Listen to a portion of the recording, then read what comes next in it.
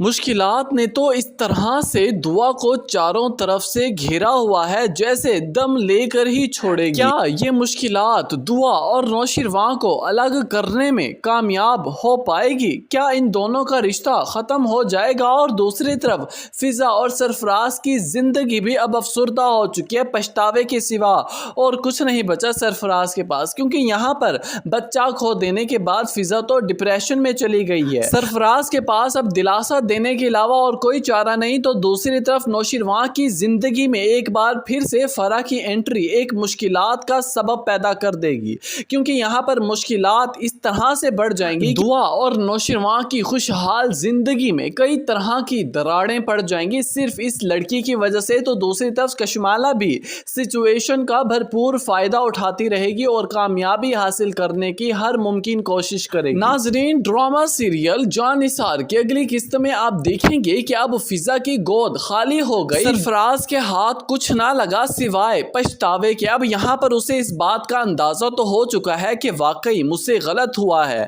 میں نے زیادتی کی ہے، فضا کے ساتھ ایک جان کا قتل کیا ہے، لیکن اب اس کے پاس اور کوئی چارہ نہ ہوگا سوائے اپولوجائز کے۔ یہاں پر فضا کے ساتھ بیٹھا ہوگا، اس کی ہمدردی بٹور رہا ہوگا، اس سے معافیاں تلافیاں کرتے لگے گا، کہنے لگے گا کہ آئندہ کے بعد ایسی بڑی غلطی میں زندگی میں کبھی نہیں کروں گا، انشاءاللہ اللہ ہمیں ایک اور اولاد سے نوازے گا اور میں تمہارا اس سے بڑھ کر خیال رکھوں گا، لیکن اس بار خدا کے لیے مجھے معاف کر دو۔ یہاں پر فضا کسی صورت اس کی باتوں کو سننے کے لیے تیار نہ ہوگی، کہنے لگے گی کہ اب تو میری گود اجاڑ دی نا تم نے۔ اور وہیں پر دوسری طرف جیسے ہی فرح کو نوشیروان کے بارے میں پتہ چلتا ہے تو فوراً سے اس کے آفس پہنچ جاتی ہے، آنکھوں میں آنکھیں ڈال کر باتیں کرنے لگتی ہے، اس کی توجہ زبردستی اپنی طرف حاصل کرانا چاہتی ہے۔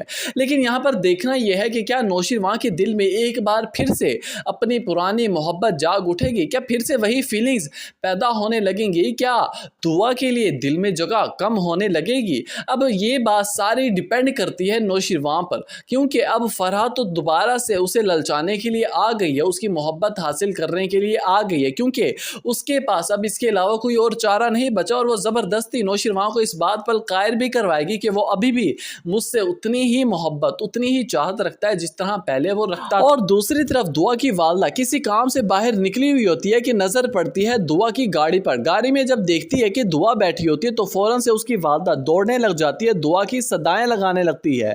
اب دیکھنا یہ ہے کہ کیا دعا رک کر بات سنے گی؟ نوشیروان کی اب پریشانی دیکھ کر تو دعا کو بھی اندازہ ہو چکا ہے کہ واقعی کوئی بہت بڑی بات ہے جس کی وجہ سے نوشیروان اب بہت پریشان رہتے ہیں، غمنام رہتے ہیں۔ دعا خاموشی کے تالے توڑتے ہوئے پوچھ ہی ڈالے گی کہ نوشیروان آخر کوئی وجہ ہے، کوئی بات ہے، آپ اتنا پریشان کیوں ہیں؟ میں نے آج سے پہلے تو آپ کو اس طرح کبھی پریشان نہیں دیکھا۔ لیکن نوشیروان دل ہی دل میں جواب دے گا کہ آج سے پہلے میرا ماضی خود میرے آگے ایسے چل کر بھی تو نہیں آیا۔